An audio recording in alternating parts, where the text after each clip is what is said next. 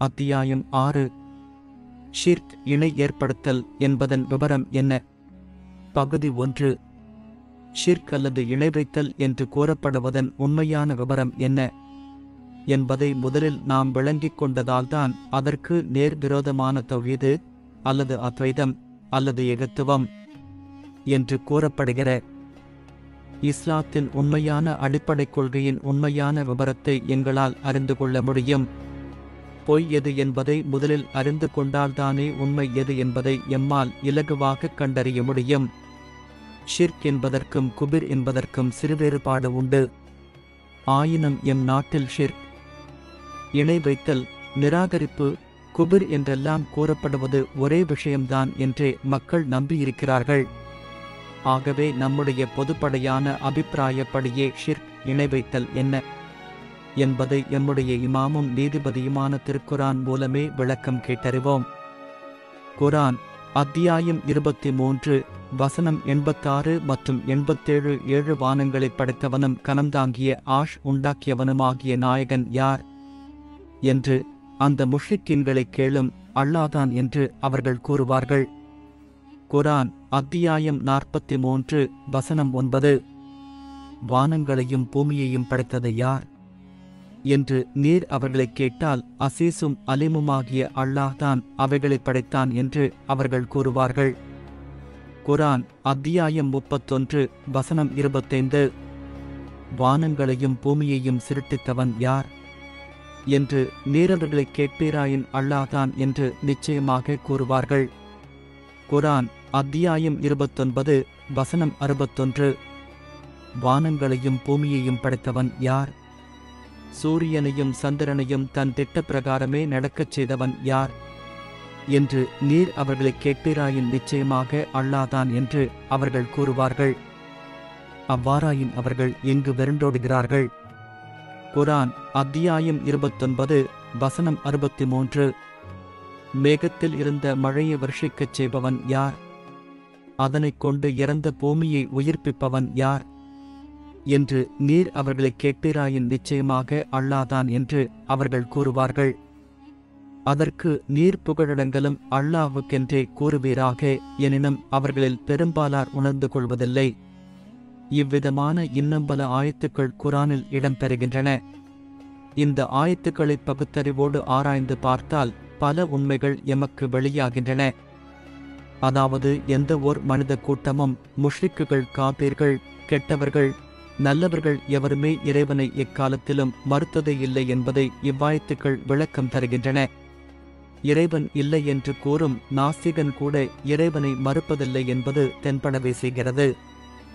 முஷ்ரிக்காய், ஷிர்குடையவனாய், காபீராய், நிராகரிப்பவனாய் இருப்பவனும் வானம் பூமிகளை படைத்த அசீசும் அலிமுமாகிய இறைவன் ஒருவன் உண்டு என்பதை அறிந்தே இருக்கிறான் என்று இறைவனை எமக்கு அறிவிக்கிறான்.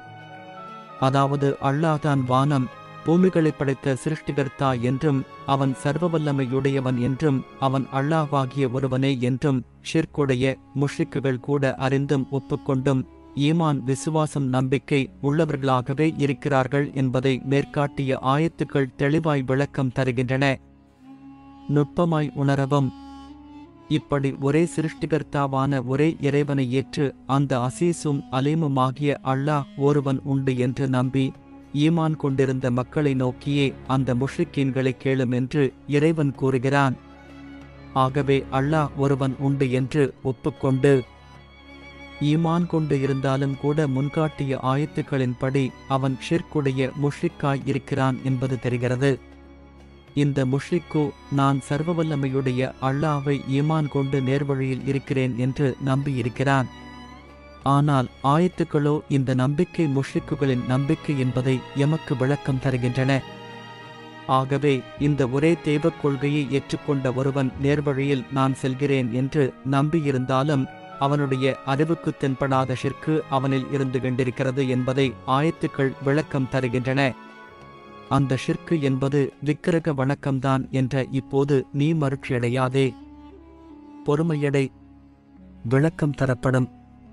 இவ்விடத்தில் வணக்கத்துக்குரிய இறைவன் அல்லாஹ்வே என்றும் அந்த அல்லாஹ் ஒருவனே என்றும் ஏற்றுக்கொண்டால் நாம் ஈமான் கொண்டு ஷிர்கில் இருந்து விடுபட்ட மூமின்களாகிவிட்டோம் என்று எம்முடைய பட்டதாரிகள் கிதாபுகள் எமக்கு தந்த விளக்கங்கள் உண்மையா பொய்யா என்பதை சிந்தனைக்கெடுத்துக்கொள். இதேபோல ஆரம்ப நிலையில் உள்ள மக்களுக்கு தெய்வம் பலவல்ல, ஒன்றேதான் என்றுணர்த்துவதற்காகவே கலிமாவுக்கு பல பொருட்களை எங்களுடைய நாதாக்கள் கூறினார்கள். இன்னும் சில பட்டதாரிகள் கூறுகிறார்கள், அது உண்மையா பொய்யா என்பதையும் சிந்தனைக்கெடுத்துக்கொள். சிருஷ்டிகளான வானம் பூமி சூரியன் சந்திரன் யாவையும் படைத்து ஆட்சி பண்ணுகிற அசீசும் அலிமுமாகிய ஒரே அல்லாஹ்வை ஏற்றிருந்த மக்களையே முஷ்ரிக்கீன்கள் என்று இறைவன் கூறுவதால் அந்த முஷ்ரிக்குகள் ஒரே தெய்வ கொள்கையை ஓரிரை கொள்கையை ஏற்றிருந்தார்கள் என்பதும் இது மூமின்களின் சௌலுல்லாஹ்வினால் போதிக்கப்பட்ட இஸ்லாத்தின் மூலக் கொள்கையே இல்லை என்பதும் தென்படுகிறது.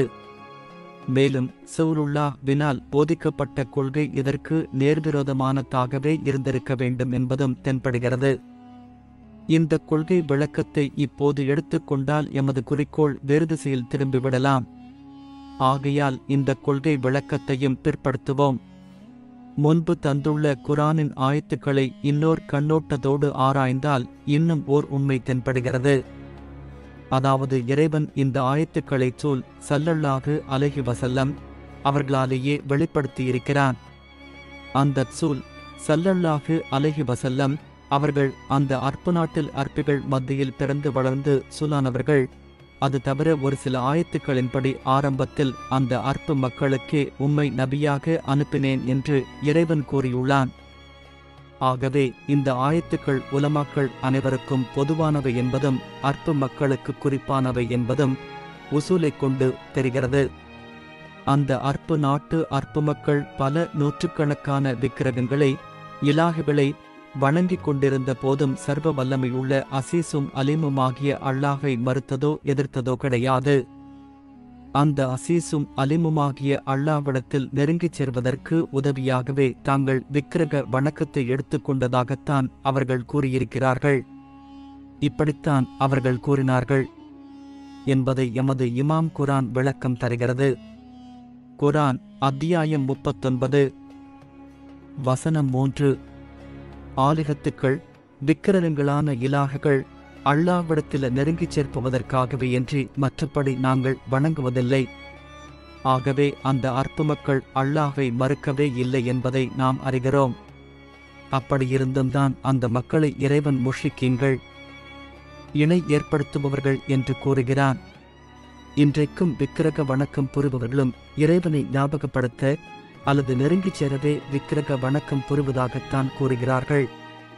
ஆகவே இந்த மக்கள் விக்கிரகங்களை ஏற்படுத்திக் கொண்டதுதான் இணையாக ஷிர்காக இருக்குமா என்பதை ஆராய்ந்தால் அதைவிட வேறோர் நுட்ப காரணம் உண்டு என்பதை குரான் விளக்கம் தருகிறது.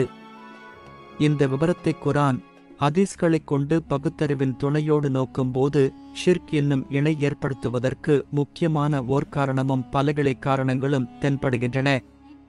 அதாவது ஷிர்க் என்னும் இணை ஏற்படுத்துவதற்கு இஸ்லாத்துக்கு ஈமானுக்கு விரோதமான துர்க்கொள்கையை உண்டாக்குவதற்கு பொதுப்படையாய் 6 காரணங்கள் இருக்கின்றன என்பதும் இவையாவும் ஒரு முக்கிய காரணத்தில் கட்டுண்டிருக்கின்றன என்பதும் முக்கியமான அந்த ஒரு காரணத்தை நீக்கிவிட்டால் மற்றெல்லா கிளைக்காரணங்களும் தன்னாலேயே நீங்கிவிடும் என்பதும் தென்படுகிறது. ஆகவே இந்த 6 காரணங்களும் எவை என்பதையும் முக்கியமான காரணம் எது என்பதையும் கண்டறிந்து தெளிந்து அக்காரியத்தை நாம் நீக்கிக்கொள் வேண்டும்.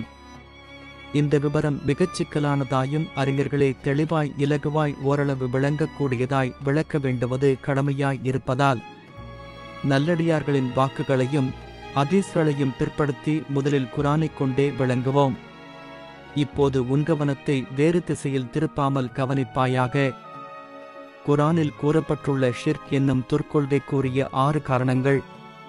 ஷிர்க்கு கூறிய 1வது கொள்கை விக்கிரகங்களான இலாகுகளை விக்கிரகம் முதலான பௌதீக சூட்சும சிருஷ்டிகளை வணங்குவது. இந்த கொள்கையை செய்தியை குரானைக் கொண்டு ஆராய்ந்தால் ஷிர்க்குக்கு இது முக்கியமான ஓர் காரணமே இல்லை என்பதும் இது ஓர் கிளைக்காரணமே என்பதும் வேறோர் முக்கிய காரணத்தில் இச்செல் கட்டுண்டிருப்பதாலேயே இது ஷிர்க்காக மாற்றமடைகிறது என்பதும் தெரிய வருகிறது. அதாவது விக்கிரக வணக்கத்தை மட்டும் நீக்கிவிட்டால் ஷிர்கில் இருந்து நாம் விடுபட்டு விட்டோம் என்று கூற முடியாது. ஆகவே விக்கிரக வணக்கம் ஷிர்க்குக்குரிய ஆணிவேரையல்ல. எப்படியென்றால் குரான் அத்தியாயம் 2 வசனம் 34, மலக்குகளை நோக்கி ஆதமுக்கு சூஜுது செய்யுங்கள் என்று கூறியபோது இப்லீஸை தவிர யாவரும் சூஜுது செய்தார்கள் என்று குரான் கூறுகிறது. ஆதம் அலைஹிஸ்ஸலாம் அவர்கள் எங்களைப் போல் இறைவனால் உருவாக்கப்பட்ட ஓர் சிருஷ்டியே என்பதிலும் அவர்களைப் போல் நாமும் உருவாக்கப்பட்ட சிருஷ்டிகளே என்பதிலும் எமக்குச் சந்தேகமே கிடையாது. இந்த சூஜுதில் ஈடுபட்டவர்களே முஷ்ரிக்கீன்கள் என்றோ ஷிர்குடையவாக்கள் என்றோ குரானில் ஹதீஸில் எவ்விடத்திலும் கூறப்படவே இல்லை. இந்த சூஜுதில் ஈடுபடாமல் மறுத்த இப்லீஸைத்தான் அல்லாஹ் லஅனத்துச் செய்திருக்கிறான். இவன் லஅனத்துக்குள்ளான விவரத்தையும் இப்போது நாம் எடுத்துக்கொண்டால் எமது கவனம் சிதைவரும். ஆகையால் இதையும் பிற்படுத்துவோம். ஆதம் அலைஹிஸ்ஸலாம் அவர்களுக்கு மலக்குகள் சூஜுது செய்த விபரத்தை எமக்கு அறிவிக்கிற அதே குரான் யூசுப் அலைஹிஸ்ஸலாம் அவர்களை ஒரு சில மக்கள் சூஜுது செய்தார்கள் என்று அறிவிக்கிறது. அந்த சூஜுதில் ஈடுபட்ட மக்களையும் குரான் எவ்விடத்திலும் ஷிர்குடையவர்கள் முஷ்ரிக்கீன்கள் என்று கூறவே இல்லை. இதேபோல் யக்கூப் அலைஹிஸ்ஸலாம் அவர்களையும் சிலர் சூஜுது செய்ததாக எமது குரான் விவரம் தருகிறது. இந்த சூஜுதில் ஈடுபட்டவர்களையும் குரான் எவ்விடத்திலும் முஷ்ரிக்கீன்கள் என்று கூறவே இல்லை. ஆனால் விக்கிரங்களான போதிகப் பொருட்களுக்கும் ஆதம் அலை யூசுப் அலை யக்கூப் அலைஹிஸ்ஸலாம் போன்றவர்களுக்கும் பேதமுண்டு என்ற நீ கூறுவாயானால் அது உன்னுடையவமாகும். ஏனென்றால் சிருஷ்டியின் அடிப்படையில் ஒன்றுக்கு மற்றொன்று பேதமேற்பட காரணமே கிடையாது. அதாவது சிருஷ்டிகள் சில இயங்காதனவாய் தென்பட்டாலும் உண்மை அப்படியல்ல. சிருஷ்டி என்ற ஒவ்வொரு பொருளும் இயக்கமுடையதேதான். இதை விளக்க இவ்விடம் பொருத்தமான இடமையல்ல. இப்போது நீ அறிய வேண்டியது என்னவென்றால் சிருஷ்டிகள் எத்தன்மை உடையனவாய் இருப்பினும் மண், தண்ணீர், காற்று, நெருப்பு முதலான மூலப்பொருட்களைக் கொண்டு உருவாக்கப்பட்டவைதான். இந்த மூலப்பொருட்களின் சேர்க்கையில் விகிதாசார வேறுபாடு இருக்கலாமே தவிர மூலப்பொருட்கள் யாவும் ஒரே அடிப்படையில் உள்ளவைதான். ஆகவே இயங்கும் பொருளேயானாலும் இயங்காப் பொருளேயானாலும் சிருஷ்டி என்ற அடிப்படையில் பேதமேற்பட காரணமே கிடையாது. ஆதம் அலைஹிஸ்ஸலாம் அவர்களும் அவர்களை சூஜுது செய்தவர்களும் யூசுப் அலைஹிஸ்ஸலாம் யக்கூப் அலைஹிஸ்ஸலாம் போன்றவர்களும் அவர்களை சூஜுது செய்தவர்களும் விக்கிரகங்களான இலாகுகளும் அவைகளை சூஜுது செய்பவர்களும் சிருஷ்டிகளேதான். இது ஷிர்க்குக்குரிய முக்கிய காரணமாய் இருந்திருந்தால் இறைவனே இதைச் செய்யும்படி ஏவியிருக்க மாட்டான். செய்யாத இப்லீஸை லஅனத்து செய்திருக்கவும் மாட்டான். ஆனால் இவ்விடத்தில் எமக்கு பல சந்தேகங்களும் கேள்விகளும் பிறக்கின்றன. அதாவது விக்கிரக வணக்கம் ஷிர்க் என்னும் இணை வைத்தலுக்கு முக்கியமான காரணமல்ல என்றால் இறைவனும் முந்திய நபிமார்களும் எம்முடைய ரசூல் ஸல்லல்லாஹு அலைஹி வஸல்லம் அவர்களும் விக்கிரக வணக்கத்தை ஏன் தடை செய்தார்கள்? இப்ராஹிம் அலைஹிஸ்ஸலாம் அவர்கள் விக்கிரகங்களை ஏன் உடைத்தெறிந்தார்கள்? இதை குரானே எமக்கு விளக்கம் தருகிறதே. மேலும் ரசூல் ஸல்லல்லாஹு அலைஹி வஸல்லம் அவர்கள் மக்காவை வெற்றி கொண்டபோது கஅபாவின் உள்ளே இருந்த விக்கிரகங்களை அகற்றிய பிறகுதான் உள்ளே நுழைந்திருக்கிறார்கள். ஆகவே விக்கிரக வணக்கம் ஷிர்க்குக்குரிய முக்கிய காரணமல்ல என்பதை ஏற்க முடியாமலிருக்கிறதே என்பதுதான் எமது சந்தேகமும் கேள்வியுமாகும். இதற்கு பதிலை நாம் கண்டறிவோம். பதில்: விக்கிரக வணக்கம் கூடாது என்று அல்லாவும் நபிமார்கள் சூல்மார்களும் தடை செய்ததற்கு சில வெளிக்காரணங்களும் சில உட்காரணங்களும் இருக்கின்றன. அவற்றில் வெளிக்காரணங்களை மட்டும் இப்போது காண்போம். ஒன்றாவது காரணம், அல்லாஹ் இறைவன் கடவுள் என்றெல்லாம் கூறப்படுகிற வாஜிபுல் உஜுது அக்கு அழிந்தொழிய முடியாத ஆதாரமான பொருளாக இருக்கிறது. இலாஹ் என்று கூறப்படுகிற சிருஷ்டிகளான இயங்குவன இயங்காதவன் யாவுமே பொருளல்லாத வெறும் நாமமும் தோற்றமுமான ஆதேயங்களாய் இருக்கின்றன. அதாவது ஆதேயங்களான சிருஷ்டிகள் யாவும் அறிவினால் இருப்பது போல தென்படுகிற வெறும் கற்பனைகளாயும் தேவையுடையவைகளாயும் இருக்கின்றன. சிருஷ்டிகளின் உண்மையை உணர்ந்து கொள்ளாத ஒருவர் இதை விளங்கிக் கொள்வது மிக கடினம்தான். இதை சிருஷ்டிகளின் உண்மை என்ன என்ற தலைப்பில் நான் விளக்கியுள்ளேன். அதுவரையிலும் பெருமை அடைய வேண்டும். ஆகவே அல்லாஹ்வை ஆதாரமாகவும் சிருஷ்டிகளை ஆதேயமாகவும் எடுத்துக்கொண்டால் ஆதாரத்தையே அல்லாமல் ஆதேயத்தை வணங்கவே கூடாது. இரண்டாவது காரணம், இன்சான் என்பவனுடைய உண்மை தோற்றம் அரூபமாய் இருக்கிறது. அதாவது இன்சான் அரூபியாய்த தோற்றமில்லதவனாய் இருக்கிறான். உடல் என்பது இன்சானின் வாகனமேயாகும். விக்கிரகங்களான சிருஷ்டிகள் உருவமுடையவையாய் தாழ்ந்த பதவியில் இருக்கின்றன. ஆகவே உயர் பதவியுடைய இன்சான் தாழ் பதவியுடைய விக்கிரகத்தை வணங்கவே கூடாது. மூன்றாவது காரணம், வாஜிபுல் உஜுத் என்று கூறப்படுகிற உண்மைப் பொருளான அல்லாஹ் வியாபகமாய் அகண்ட பொருளாய் இருக்கிறான். அகண்ட பொருள் என்று கூறுவதே குற்றம் என்று சொல்லக்கூடிய அவ்வளவு பரிசுத்தமும் வியாபகமும் உடையவனாய் இருக்கிறான். விக்கிரகமான சிருஷ்டி கண்ட பொருளாய் நீளம், அகலம், கனம், நிறை, இடம், காலம், தோற்றம் முதலாம் கட்டுப்பாடுகளில் சிக்குண்டதாய் இருக்கிறது. ஆகவே கண்ட பொருளான ஒன்றை வணங்கவே கூடாது. அப்படி ஒன்றை எடுத்துக்கொண்டால் மற்றும் சிருஷ்டிகள் வணக்கத்துக்குரியவையல்ல என்று ஏற்படும். எல்லாமே வணக்கத்துக்குரியவைதான் என்று எடுத்துக்கொண்டால் எல்லாவற்றையுமே வணங்க வேண்டி ஏற்படும். மேலும் இறைவனை தஸ்பிகில் உருவத்தில் மட்டுப்படுத்திய குற்றமும் ஏற்படும்.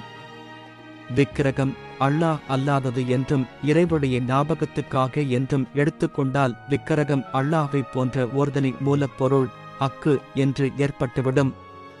இதை அமைதியாய்தான் பின்பு விளங்கியறிய வேண்டும். நான்காவது காரணம், விக்கிரகத் தோற்றம் மனதில் பதிந்து கொண்டால் இறை தியானத்தின் போது வெளியாகக்கூடிய சிற்சில சூட்சும சிருஷ்டிகளை உள்ளத்தில் பதிவான தோற்றத்திலேயே காண வேண்டி நேரிடும். இது உண்மையல்லாத வெறும் கற்பனை காட்சியாய் முடியும். மேலும் உண்மை காட்சி வழியாக தடையாகவும் அமையும். மேலும் இப்போது உனக்குள்ள அறிவினால் விளங்கிக் கொள்ள முடியாத பல நுட்பகாரணங்களும் இருக்கின்றன. ஆயினும் உண்மையை உணர முற்படும் உனக்கு இவ்வளவே போதுமானதாகும். ஐந்தாவது காரணம், முன் கூறியவற்றையெல்லாம் விட முக்கியமான காரணம், விக்கிரகத்தை வணங்குபவன் அந்த விக்கிரகத்தை அல்லாஹ் அல்லாதது என்ற நம்பிக்கையோடு வணங்குவதுதான். உண்மையான ஷிர்க்குக்குரிய மூல காரணம் இதுதான். இதை ஷிர்க்குக்குரிய ஆறாவது காரணத்தில் தெளிவாய் விளக்கித் தருவேன். பொறுமையடைவாயாக. இப்போது குரானை நோட்டமிடு. குரான் அத்தியாயம் 16 வசனம் 49. அல்லாஹ்வுக்கே வானங்களில் இருப்பவர்களும் பூமியில் இருப்பவர்களும் சுஜூது செய்து வணங்குகிறார்கள் என்று குரான் கூறுகிறது.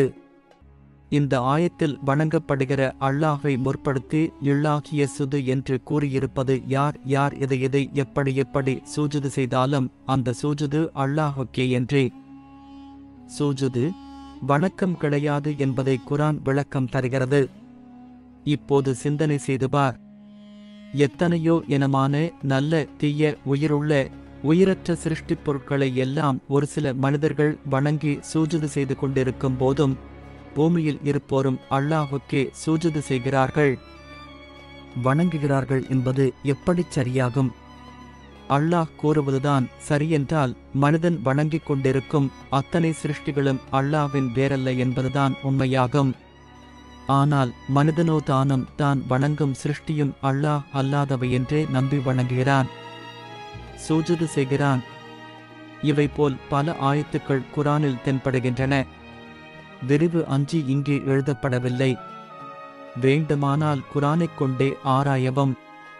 ஆகவே அறிவுத்துறையின் நடுத்தர வகுப்பைச் சேர்ந்த உனக்கு மிகச் சுருக்கமாய் குரானைக் கொண்டு காட்டிய விவரப்படி விக்கிரக வணக்கம் ஷிர்க்குக்கு முக்கியமான ஆணிவேரல்ல என்றும் ஓர் கிளை காரணமே என்றும் அறிந்து கொண்டோம். குரான் அத்தியாயம் 5 வசனம் 90. விசுவாசிகளே, நிச்சயமாக சாராயமும் சூதாட்டமும் விக்கிரக ஆராதனையும் அம்பெரிந்து குறிகேட்பதும் ஷைத்தானுடைய அருவருக்கத்தக்க வேலைகளிலுள்ளவையாகும். ஆகவே இவைகளிலிருந்து நீங்கள் விலகிக் கொள்ளுங்கள், நீங்கள் சித்தி பெறுவீர்கள். விக்கிரக ஆராதனை, சூதாட்டம், மதுவருந்தல் போன்றவை ஒரே இனமானவை என்பதை விளங்கித் தெளிவு பெறுக. விக்கிரக ஆராதனையை நான் ஆமோதிக்கிறேன் என்று நீ மறுட்சியாய் விளங்கிக் கொள்ள வேண்டாம். ஷிர்க்குக்குரிய இரண்டாவது கொள்கை, எங்களுடைய இலாகுக்களான இந்த விக்கிரகங்கள் எங்களுக்காக சபாத் செய்யும் என்று நம்புவது. அதாவது சிருஷ்டிகள் எங்களுக்கு உதவி செய்யும் அல்லது உதவி பெற உதவி செய்யும் அல்லது இறைவனிடம் நெருங்கிச் சேர அனுகூலமளிக்கும் என்று நம்புவது. குர்ஆன் அத்தியாயம் 39 வசனம் 3.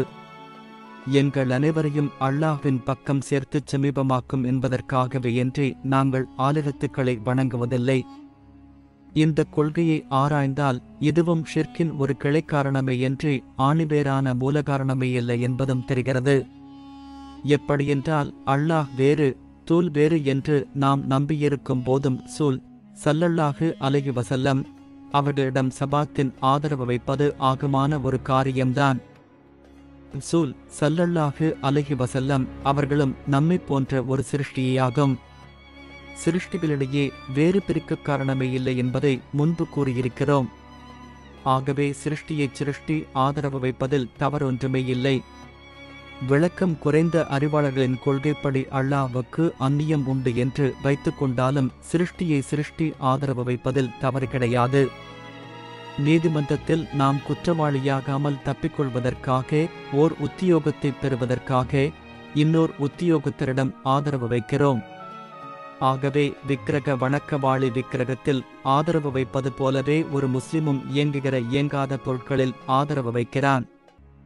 இந்த வகையில் முஸ்லிமும் முஸ்லிக்கும் சமமாகத்தான் இருக்கிறார்கள். ஆகவே இக்கொள்கை ஷிர்க் என்னும் இணை வைத்தலுக்குரிய முக்கிய ஆணிவேரான காரணமேயல்ல. ஷிர்க்குக்குரிய மூன்றாவது கொள்கை சிருஷ்டிகளான விக்கிரகங்களுக்கு இலாஹி என்ற பெயர் சூட்டுவது. இக்கொள்கையை ஆராய்ந்தால் இதுவும் ஷிர்க் என்னும் இணை வைத்தலுக்குரிய முக்கிய காரணமேயல்ல.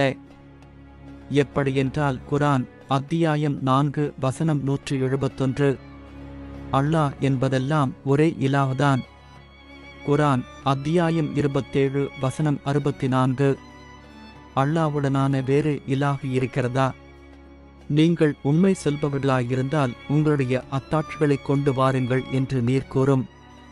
குர்ஆன் அத்தியாயம் 43 வசனம் 84. அவனே வானத்திலும் இலாஹாய் பூமியிலும் இலாஹாய் இருக்கிறான். இந்த ஆயத்துக்களில் இலாஹி என்ற சொல் விக்கிரகங்களான இலாகுகளுக்கும் அல்லாஹ்வான இலாகுவுக்கும் பொதுப்பெயர் சொல்லாக இறைவனால் குர்ஆனில் பாவிக்கப்பட்டிருக்கிறது. இலாஹி என்ற பதம் பல பொருட்களுக்கு ஒரு சொல்லாக பாவிக்கப்பட்டிருக்கிறது. இது ஓர் பொதுப்பெயர் சொல் என்பதில் சந்தேகமே இல்லை. இறைவனுக்கு மட்டுமே சொந்தம் என்றில்லாத சாதாரண பெயர்களை சிருஷ்டிகளின் மேல் கூறுவது ஆகுமான ஓர் விஷயம்தான். குர்ஆன் அத்தியாயம் 22 வசனம் 65. இறைவன் மனிதர்களுடன் இரக்கமும் கிருபையும் வைத்துள்ளான். குர்ஆன் அத்தியாயம் 9 வசனம் 128. உண்மையாக உங்களில் இருந்து உங்களுக்கு ஒரு தூதர் வந்துவிட்டார். நீங்கள் எண்ணுவது அவருக்கு மிக இலேசானது. ஈமான் கொண்டவர்கள் மீது அவர் மிகவும் கிருபையும் இரக்கமும் உள்ளவர். இந்த ஆயத்துக்களில் லூபுன் ட்ரீமுன் என்ற பெயர்களை தனக்கும் சிருஷ்டியான சூல் ஸல்லல்லாஹு அலைஹி வஸல்லம் அவர்களுக்கும் இறைவன் பாவித்திருக்கிறான். இதேபோல இறைவனுடைய திருநாமங்கள் சிலவற்றை சிருஷ்டிகளான நபிமாருக்கும் இறைவனை குர்ஆனில் கூறியிருக்கிறான். விரிவி பயந்து இங்கே கூறப்படவில்லை. அதேபோல் பல பொருட்களுக்கு ஓர் சொல்லான இலாஹ் என்ற சொல்லை விக்கிரகங்களுக்கு பாவிப்பதில் எவ்விதமான ஷிர்க்குமே கிடையாது. அற்புமக்கள் இலாஹி என்றால் வணங்கப்படுகிற சிருஷ்டி என்று நம்பியதும் பெயரிட்டதும் எவ்வித ஷிர்க்கு என்னும் இணை வைத்தலுக்கு முக்கிய காரணமேயல்ல. ஷிர்க்குக்குரிய 4வது கொள்கை இறைவன் தஸ்பீஹில் கட்டுண்டவன் என்று நம்பும் கொள்கை. அதாவது இறைவனை உருவம், நிறம், தோற்றங்களில் கட்டுண்டவன் என்று நம்பும் கொள்கை. ஓ முகம்மதே, உம்முடைய இறைவனின் வர்ணிப்பை எங்களுக்குச் சொல்லும். அவன் எந்த வஸ்துவால் ஆனவன்? பொன்னினாலா, வெள்ளியினாலா? இந்த கொள்கையை ஆராய்ந்தால் இதிலும் ஷிர்க்கு என்னும் இணை வைத்தல் கட்டுண்டிருக்கவில்லை. ஏனென்றால் அலுல் கிதாபிலான யஹூது நசாராக்கள் இறைவனை தஸ்பீஹில் உருவப் பொருட்களில் மட்டுப்படுத்தியவர்கள்.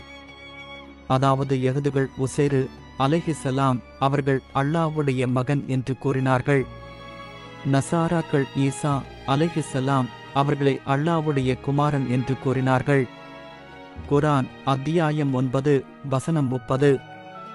யோதர்கள் யஹூதுகள் உசரி அல்லாஹ்வுடைய மகன் என்று கூறுகின்றனர். கிறிஸ்தவர்கள் நசாராக்கள் மசீஹி ஈசாவை அல்லாஹ்வுடைய மகன் என்று கூறுகின்றனர். தங்கள் வாய்களால் கூறும் இக்கூற்றானது இவர்களுக்கு முன்னிருந்த நிராகரிப்பவர்களின் காபிர்களின் கூற்றையே ஒத்திருக்கிறது. அல்லாஹ் இவர்களை அழித்து விடுவானாகவும் இவர்கள் இங்கு விரண்டோடுகின்றனர். குர்ஆன் அத்தியாயம் 2 வசனம் 221. இணை ஏற்படுத்தும் முஷ்ரிக்கான பெண்களை அவர்கள் ஈமான் விசுவாசம் கொள்ளும் வரையிலும் நீங்கள் மணந்து கொள்ளாதீர்கள். முஷ்ரிக்கான பெண் உங்களை கவரக்கூடியவளாய் இருப்பினும் மூமினான ஓர் அடிமை பெண் அவளை விட நிச்சயமாக மேலானவள். முஷ்ரிக்கான ஆண்கள் ஈமான் கொள்ளும் வரையிலும் மூமினான பெண்களை மணம் செய்து கொடுக்க வேண்டாம். முஷ்ரிக்கான ஆண் உங்களை கவரக்கூடியவனாய் இருப்பினும் மூமினாகிய ஓர் அடிமை அவனை விட நிச்சயமாக மேலானவன். இவர்கள் எல்லாம் நரகத்துக்கு அழைப்பார்கள். அல்லாஹ்வோ தன் கிருபையைக் கொண்டு சுவர்க்கத்துக்கும் மன்னிப்புக்கும் அழைக்கிறான். மனிதர்கள் கவனித்துக் கொள்ளும் பொருட்டு தன்னுடைய வசனங்களை விவரிக்கிறான். குர்ஆன் அத்தியாயம் 5 வசனம் 5. அஹ்லுல் கிதாபிகளான யஹூது நசாரா அவர்களில் முஸ்லிமான பெண்களும் மூமின்களில் முஸ்லிமான பெண்களும் ஆகிய இவர்களுக்கு நீங்கள் அவர்களுடைய மகள்களை கொடுப்பீர்களாகில் அவர்கள் உங்களுக்கு ஹலாலாவார்கள் என்று இறைவன் விபரம் தருகிறான். இதே போன்ற ஆயத்துக்களையும் நோட்டமிடுக. குர்ஆன் 5:5 ஆயத்தில் உங்களுடைய உணவு அஹ்லுல் கிதாபிகளுக்கும் அவர்களுடைய உணவு உங்களுக்கும் ஹலாலானதே என்றும் இறைவன் விளக்குகிறான். இந்த ஆயத்துக்களை நோட்டமிட்டால் குர்ஆனுடைய விவரப்படி இறைவனை தஸ்பீக உருவத்தில் மட்டுப்படுத்துவதும் ஷிர்கு என்னும் இணை வைத்தலுக்கு மூல காரணமே இல்லை என்று தெளிவுபடுகிறது.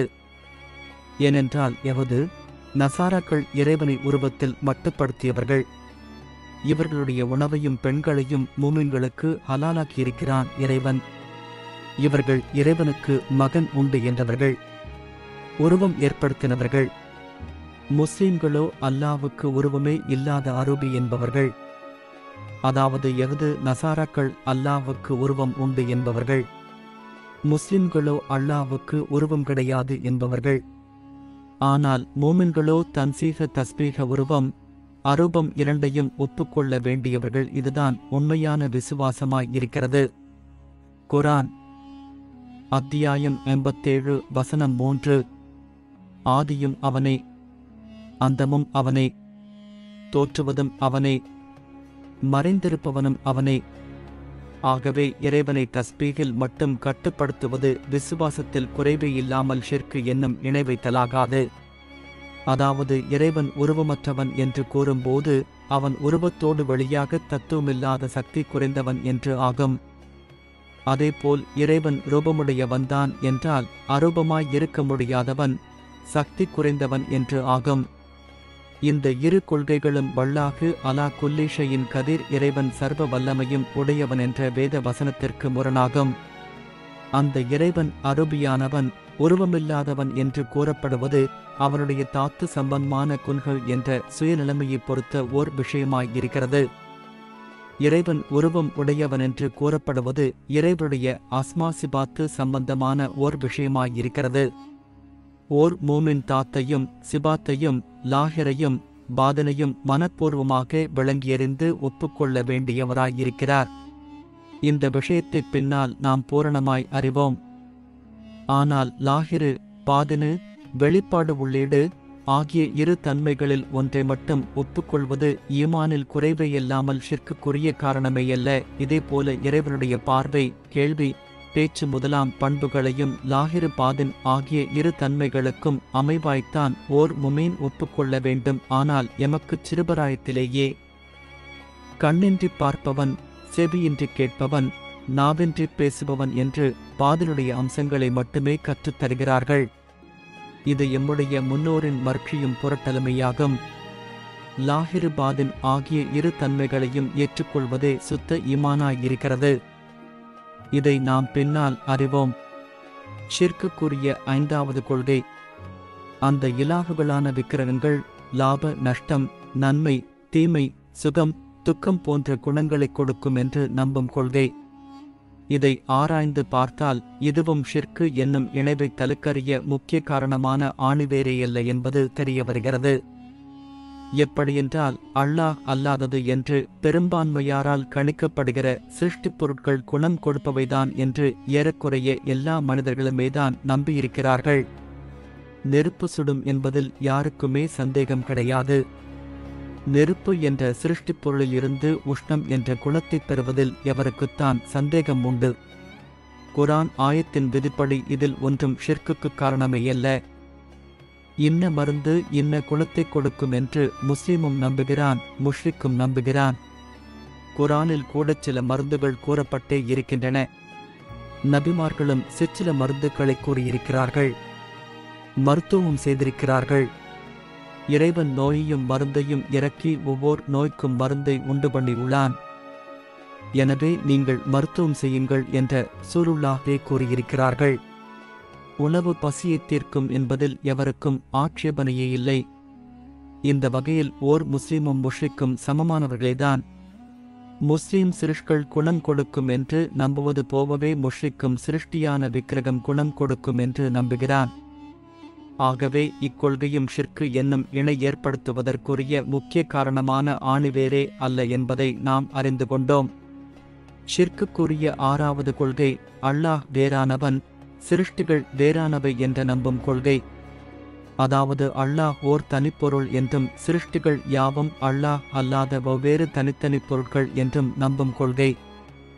இன்னும் விபரமாய்க் கூறினால் முஜரது மாதாக்கள், இலாகுகளான விக்கிரகங்கள் முதலான சூச்சும் பௌதீக நல்ல தீய சிருஷ்டிகள் யாவும் அல்லாஹ்வை விட்டும் வேறான தனித்தனி பொருட்கள் என்ற வேறு பிரித்து நம்பும் கொள்கை.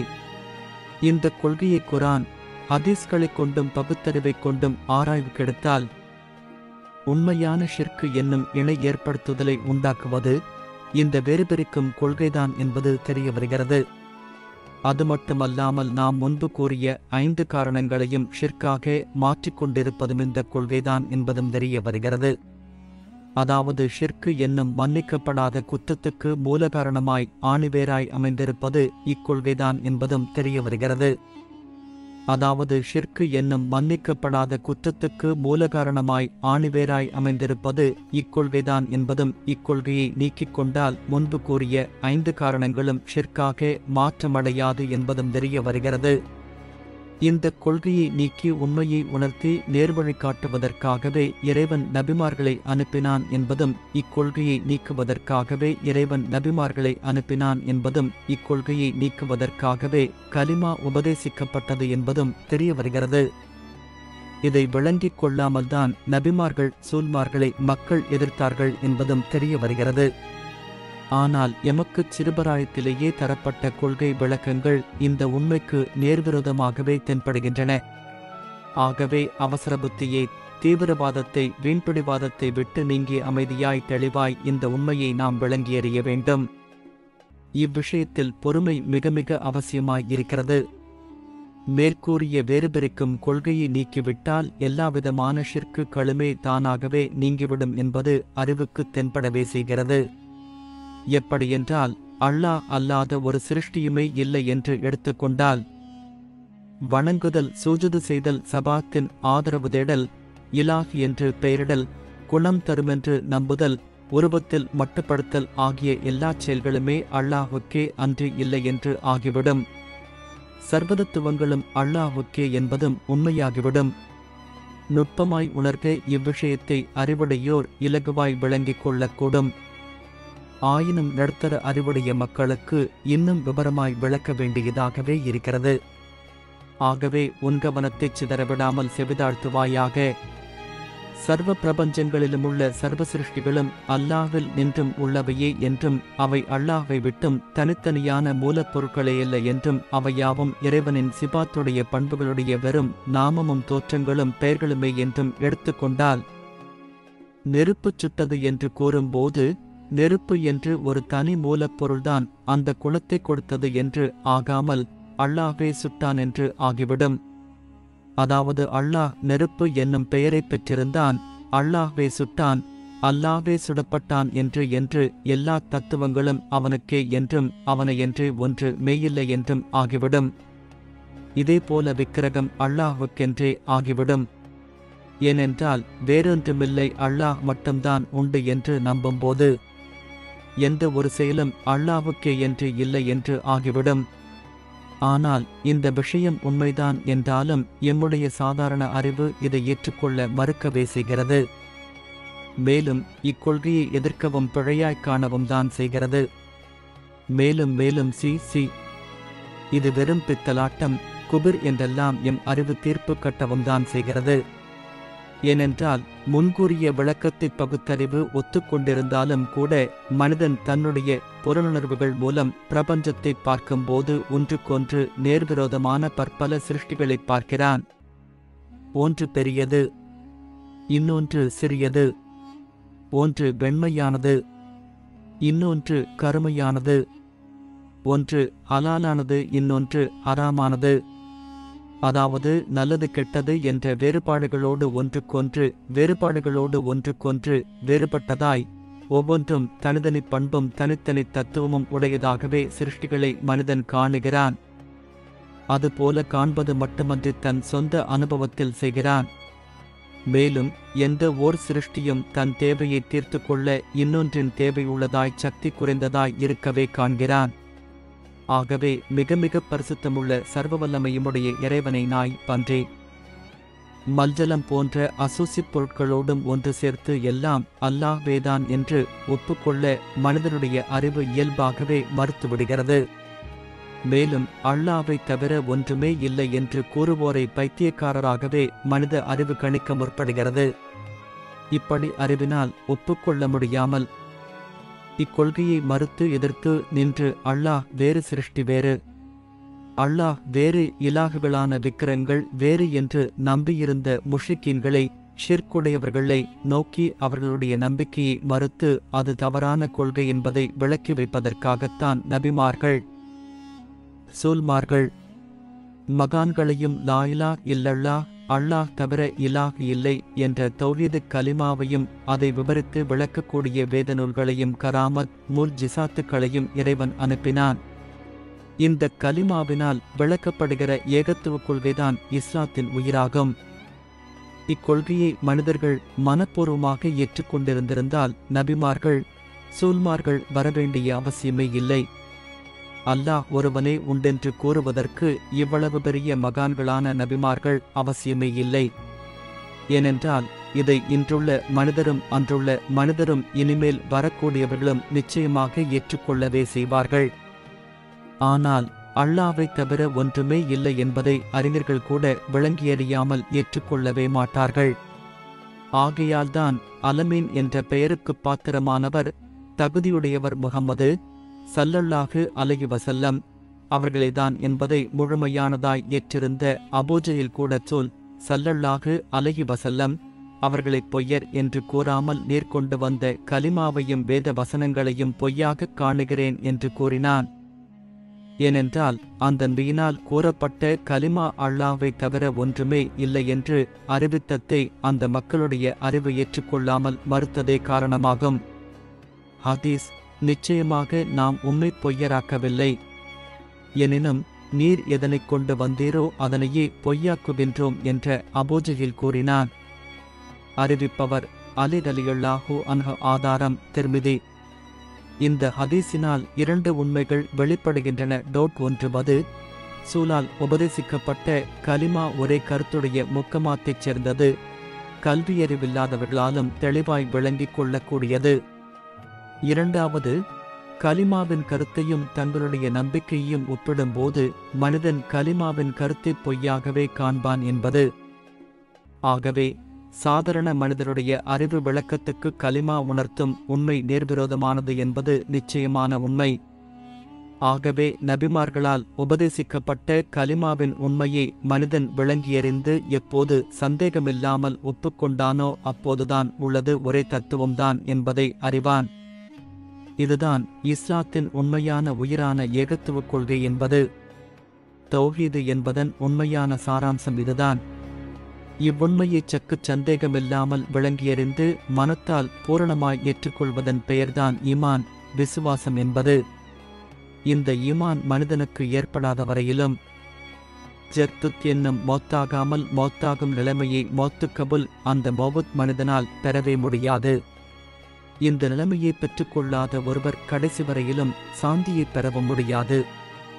மயிரிலும் நுண்மையானது வாளிலும் கூர்மையானது என்றெல்லாம் எமக்கு வர்ணிக்கப்பட்ட சிராத்துல் முஸ்தகிம் என்ற நேரான பாதை என்பது இந்த தௌஹீது கலிமாவின் உண்மையான விளக்கமையாகும். ஆனால் யானையை பார்த்த குருடர்கள் போலுள்ள ஒரு சிலருடைய அறிஞர்களால் நாம் தவறான வழியில் செலுத்தப்பட்டிருக்கிறோம் என்பது எமக்கு தென்படவே இல்லை. மேலும் நாம் நேரான பாதையிலேயே போய்க் கொண்டிருப்பதாயும் நம்பிக்கொண்டிருந்தோம். நூற்கேள்வியறிவிலும் மூடப்பிடிவாதங்களிலும் சிக்குண்டிக்கும் மனிதன் இந்த உண்மையை பொறுமையோடு விளங்கித் தெளிவு பெறாமல் சிராத்து என்னும் நேரான பாதையை விட்டு விலகி பாலத்தில் இருந்து கீழே விழுந்து கொண்டிருக்கிறான். பாலத்தில் நின்றும் வீழ்பவன் சறுக்குபவன் நரகத்திலேயே வீழ்வான் என்று மனிதன் கேட்டோ படித்தோ அறிந்திருக்கிறான். ஆனால் பாலம் நேரான பாதை எது என்பது அம்மனிதனுக்கு விளக்கப்படவே இல்லை. மனிதனுக்கு அமல் எதற்காகவென்பது விளக்கப்படாமல் இருந்ததால் மயக்கொண்டு அதிகமாக அமலில் ஈடுபடுபவர்கள்தான் அவ்லியாக்கள் என்றும் நம்பினான். ஆகவே அந்த அமலாளர்களில் பெரும்பாலார் ஷைத்தான்களாக இருந்து தம்மை வழிகேட்டில் தள்ளியிருக்கிறார்கள் என்பதை மனிதன் உணர்ந்து கொள்ளவில்லை. குர்ஆன் அத்தியாயம் 7 வசனம் 30. சிலரை அவன் நேரான வழியில் செலுத்தியிருக்க மற்றோர் மீது வழிகேடே விதிக்கப்பட்டதன் காரணம் நிச்சயமாக அவர்கள் அல்லாஹ்வை என்று ஷைத்தான்களையே தங்கள் அவ்லியாக்களாக எடுத்துக்கொண்டதுடன் நிச்சயமாக தாங்கள் நேரான பாதையில் இருப்பதாகவும் எண்ணிக்கொண்டுதான் உண்மை தெரியாத பின்பற்றல்வாதிகளான ஒரு சில ஷைத்தான்களை நாம் அவ்லியாக்களாக நம்பியதாலும் நேரான பாதையில் நாம் செல்வதாக நம்பிக்கொண்டதாலும் எம் சிறு பிராயத்தில் இருந்தே இஸ்லாத்தின் மூலக்கொள்கையில் இருந்தும் முற்றும் மாறான ஓர் பாதையிலேயே இட்டுச் செல்லப்பட்டிருக்கிறோம். எம்மை அவர்கள் குர்ஆனுக்கு மாற்றமாக, அறிவுக்கு மாற்றமாக எவ்வளவு ஏமாற்றிச் சென்றிருக்கிறார்கள் என்பதை நோட்டமிடு. நாம் இப்படி கூறுவதால் ஒரு சிலர் எம்மை பகைப்பார்கள் என்பது எமக்கு தெரியும். அறிவு குறைந்தோரின் அபவாதங்களை இட்டு எமக்கு கவலையே இல்லை. நாம் கூறுவது குர்ஆனுடைய தீர்ப்பை இல்லாமல் எம்முடைய சொந்த அபிப்பிராயமேயல்ல. குர்ஆன் அத்தியாயம் 2 வசனம் 257.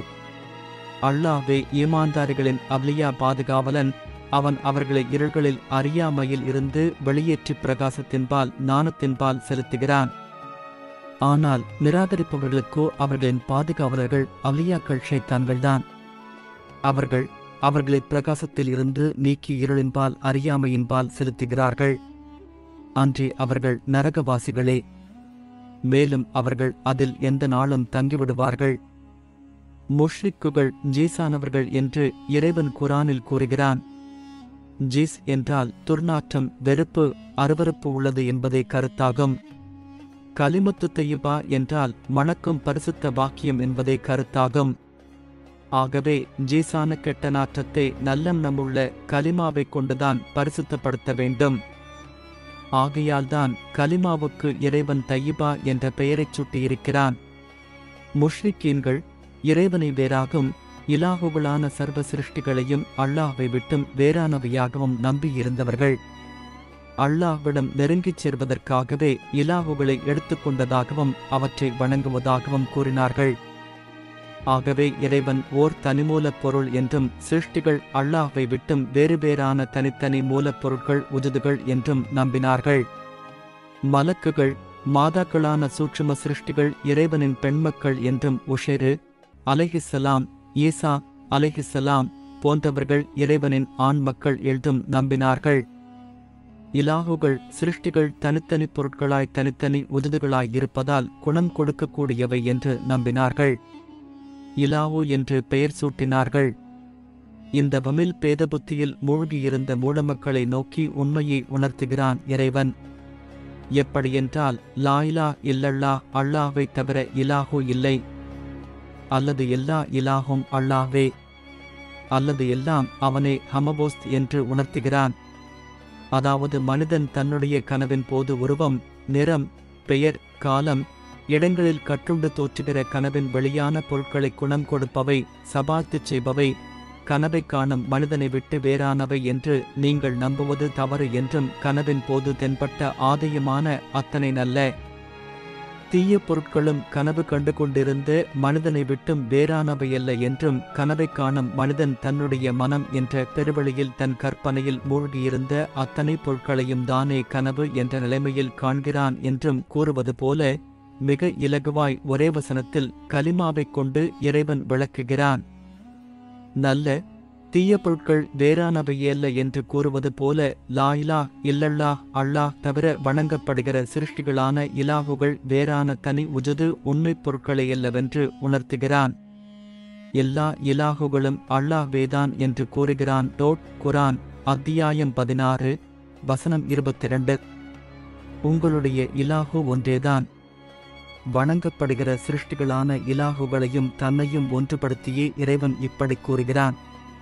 அது மட்டுமல்ல, இந்த கலிமா உணர்த்தும் உண்மையை விளங்கித் தெளிவு பெற ஓவல் அவலு போன்ற வேதவசனங்களையும் அருளினான். பல நபிமார்கள் சூல்மார்களைக் கொண்டு உணர்த்தினான். இதை உணர்த்துவதற்கு உதவியாக நபிமார்கள் சூல்மார்களுக்கு கராமத், முஜ்ஜிசாத் போன்ற மனித அறிவை மீறிய அற்புதங்களையும் கொடுத்து உதவி செய்தான். இறுதியில் முஹம்மது ஸல்லல்லாஹு அலைஹி வஸல்லம் அவர்களைக் கொண்டு இக்கலிமாவை மனிதன் ஒப்புக்கொள்ளும் வரையில் வாழ்கொண்டு யுத்தமே செய்யும்படியும் ஏவினான். ஆகவே சர்வ பிரபஞ்சங்களிலுமுள்ள சர்வ சிருஷ்டிகளையும் அல்லாஹ்வை விட்டும் வேறாய்க் காணுகிற கணிக்கிற மனிதனின் அறியாமையை போக்கி வாஜிபுல் உஜுது ஆகிய உண்மைப் பொருளான ஹக்கையென்று ஒன்றுமே இல்லை என்ற சுத்த சத்தியமான தௌஹீதை உணர்த்த வேண்டும் என்பதுதான் கலிமாவைக் கொண்டு நபிமாரை இறைவன் அனுப்பிய நோக்கமாகும். அதாவது மனிதன் தன்னுடைய மறதியை நீக்கித்தான் யார் என்பதை உணர்ந்து தன் பூரணத்தன்மையை பெற்றுக்கொள்வதற்காகத்தான். ஆனால் மனிதனுடைய பேதபுத்தியில் நாய், பன்றி போன்ற அசூசிப் பொருட்களையும் அல்லாஹ்தான் என்று ஏற்றுக்கொள்வது விளங்காத ஓர் விஷயமாயும் தவறான ஓர் விஷயம் போலும் தென்படுகிறது. மேலும் மனிதன் குர்ஆன் ஹதீஸ்களை வெளிநோக்காக பார்க்கும்போது அவற்றில் அல்லாஹ் வேறு சிருஷ்டி வேறு என்று தெளிவாகவே தென்படுகிற பல ஆயத்துக்கள், பல விஷயங்கள் தென்படுவதாகவும் காணுகிறான். ஆகவே எல்லாம் ஒன்றே என்று கூறுவதும் நம்புவதும் குர்ஆன் ஹதீஸ்களுக்கு மாறான ஓர் விஷயமென்றும் வழிகேடு என்றும் நம்புகிறான். இவ்விதமான உபதேசம் ஜாருடையது. ஆகையால் இதற்குச் செவிசாய்க்கவே கூடாது என்றும் தீர்ப்பு கட்டுகிறான். ஆனால் இவ்விதமான பேதபுத்தியில் ஊறிய மக்களுக்கு குர்ஆன் ஹதீஸ்களில் சுத்த சத்தியமான தௌஹீதுக்கு மாற்றமான ஓர் அக்ஷரம் எழுத்துக்கூட கிடையாது என்பது தெரியாது. குர்ஆன் ஹதீஸ்களை பொறுமையோடு விளங்கித் தெளிவு பெறப் போதிய அறிவில்லாமல் இருப்பதும், தௌஹீதுக்கு நேர்விரோதமான ஓர் கொள்கை உள்ளத்தில் பதிக்கப்பட்டுள்ளதும் தான் இதற்கு காரணம். ஆனால் குர்ஆனிலோ ஹதீஸ்களிலோ உண்மையான தௌஹீதுக்கு மாற்றமான ஓர் சிறுவசனம் கூட கிடைக்கவே கிடையாது. தௌஹீதை உறுதிப்படுத்தவே குர்ஆன் தரப்பட்டதென்றால் தௌஹீதுக்கு மாற்றமான விஷயங்கள் அதில் எப்படி இடம்பெறும்? ஆகவே இதை நாம் உரிய இடத்தில் தெளிவாய் அறிவு ஏற்றுக்கொள்ளும் வகையில் விளங்கியறிவோம். பொறுமையடைவாயாக. ஆகவே அசூசி பொருட்களான சிருஷ்டிகளையும் இறைவனையும் ஒன்றுபடுத்தி அல்லாஹ்வை தவிர எதுவுமே இல்லை என்று கூறிய நபிமார்களை பின்பற்றி விளக்கம் தருகிற நல்லறிவுடையவர்களை மக்கள் எதிர்ப்பதும் விரோதிப்பதும் நியாயமான ஓர் விஷயம்தான். ஏனென்றால் எல்லா மக்களுடைய அறிவுக்கும் இலகுவாய் தெளிவாய் தென்படக்கூடிய ஓர் விஷயம்தான் தௌஹீது, ஈமான் கொள்வது என்றிருந்தால் இத்தனை நபிமார்களும் வரவேண்டியது இல்லை. ஸல்லல்லாஹு அலைஹி வஸல்லம் வாழ்கொண்டு வலியுறுத்த வேண்டியதே இல்லை. மனிதன் தன்னுடைய அறிவினால் ஒப்புக்கொள்ளக்கூடிய ஓர் சாதாரண விஷயத்தை விளக்க இத்தனை நபிமாரும் பெரியார்களும் எதற்காக? இறைவன் ஒருவன் உண்டு என்று நம்பியிருந்த மக்களுக்கு இறைவன் ஒருவன் உண்டென்றே நபிமார்கள் கூறியிருந்தால் அவர்களை மக்கள் ஏன் எதிர்க்கப் போகிறார்கள்? மனிதனுடைய அறிவுக்கு இலகுவாய் உணர முடியாத ஓர் விஷயத்தை விளக்குவதற்காகத்தான் நபிமார்களை இறைவன் அனுப்பினான். உண்மை என்பது எவரும் கற்க முடியாத கசப்புடைய ஒன்றுதான். ஆனாலும் எல்லோரும் அவசியம் கற்றிருக்க வேண்டிய ஒன்றும்தான் என்று ஓர் அறிஞர் கூறுகிறார். சாதாரண அறிவு விளக்கமில்லாத மனிதரிடையே தௌஹீது விஷயத்தில் ஈமான் கொள்வதில் எவ்வளவோ சந்தேகங்கள் ஏற்படும் என்பது முற்றிலும் உண்மை. மனிதர்களுடைய அறிவு விளங்கித் தெளிவு பெறாத வரையில் தௌஹீதை, ஈமானுடைய உண்மையை எதிர்க்கவே செய்யும் என்பது உண்மை. ஆகவே அவசர புத்தி, அடங்காமற் கோபம் கொள்ளாமல் மிக மிக பொறுமையோடு விளங்கியறிந்துதான் ஈமான் கொள்ள வேண்டும். ஆனால் பொறுமையோடு விளங்கித் தெளிவு பெறாமல் அவசர புத்தியோடு உதறித் தள்ளிவிட்டால் ஈமானுடைய விஷயம் நிச்சயமாக கைநழுவியே விடும். ஊசியுடைய காதில் ஒட்டகை நுழைவதை விட மனிதனுடைய கல்வில் ஈமான் நுழைவது கடினம் என்று ரசூல் ஸல்லல்லாஹு அலைஹி வஸல்லம் அவர்களால் கூறப்பட்ட ஓர் விஷயமல்லவா? ஆகவே சந்தேக நிவர்த்தி என்ற தலைப்பில் கேள்வி பதில் என்ற தலைப்பில் மனிதர்களுக்கு தௌஹீது ஈமான் விஷயமாய் ஏற்படக்கூடிய அத்தனை சந்தேகங்களையும் ஆதாரங்களோடு தீர்த்து வைப்போம். இன்ஷா அல்லாஹ். பொறுமையடைவாயாக.